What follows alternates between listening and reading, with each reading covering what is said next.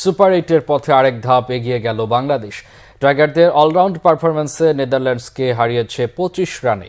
সাকিব আল হাসানের অর্ধশতকে বাংলাদেশ পায় 159 রানের পুঁজি, জবাবে 134 রানে আটকে গেছে ডাচরা। মনির হোসেন খানের ডেস্ক রিপোর্ট। ম্যাচের শেষ বল তাসকিনের বলে উইকেট ছত্রক খান ডাচ ব্যাটসম্যান টিম প্রিঙ্গলের। তার আগেই অবশ্য ম্যাচটা হাতের মুঠোয় এসে গেছে টাইগারদের। নেদারল্যান্ডসের বিপক্ষে জয়ে এসেছে স্বস্তি। সুপার 8-এ খেলার হাতছানি বাংলাদেশের সামনে। ডাচদের সামনে টার্গেট 160 রানের, খুব কম নয় আর একেবারে স্বস্তিরও নয়। পাওয়ার প্লেতে যথেষ্ট হিসেবি বোলিং বাংলাদেশের। তাসকিন দিয়েছেন প্রথম ব্রেক থ্রু, তানজিম হাসান সাকিবও যোগ দিয়েছেন শিকারে।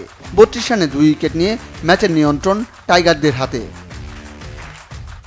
তবে টি-20 ক্রিকেটে ম্যাচ ঘুরতে বেশি সময় লাগে না। 2 স্পিনার সাকিব রিশাদের ওপর বিক্রম সাইব্রেন্টের ঝড়।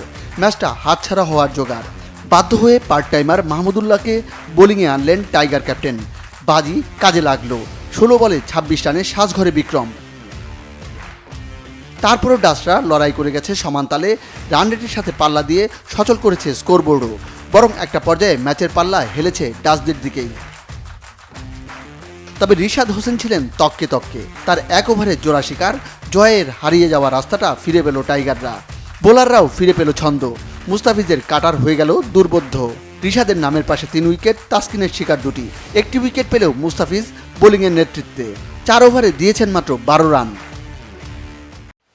শেষটা জয় দিয়ে হলেও দিনের শুরুটা ভালো হয়নি বাংলাদেশের। নতুন দেশ, নতুন ভেন্যু। সেন্ট ভিনসেন্টে টস হেরে ব্যাটিংয়ে বাংলাদেশ আরও একবার ব্যাট হাতে ব্যর্থ অধিনায়ক নাজমুল হোসেন শান্ত। দ্রুত ফিরেছেন লিটন দাসও। তবে গত কিছুদিনের ব্যাটিং পারফরমেন্সে তাদের খরচের খাতায় রেখেই ব্যাটিংয়ে নামে টাইগাররা। অনেকদিন পর ব্যাট হাতে ছন্দ ফিরে পেলেন সাকিব আল হাসান। তানজিদ তামিমও দিলেন ফ্লাইং স্টার্ট। তৃতীয় উইকেটে তাদের জুটি 48 রানের। জুনিয়র তামিম ফিরেছেন 26 বলে 35 রান করে। প্রথম 2 ম্যাচের ভরসা তাওহিদ হৃদয়ও এই ম্যাচে ব্যর্থ। 2 অভিজ্ঞ সাকিব আল হাসান ও মাহমুদুল্লাহ রিয়াদের হাতে ইনিংস মেরামতের দায়িত্ব।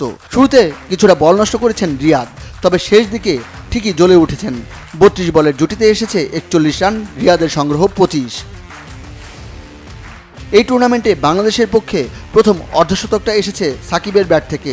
সেই সাকিব যাকে ব্যাটিং ব্যর্থতার জন্য শুনতে হয়েছে সমালোচনা। শেষ পর্যন্ত তিনিই 9 46 বলে 64 রান করে অপরাজিত। বাংলাদেশ স্কোরবোর্ডে তুলেছে 5 উইকেটে 159।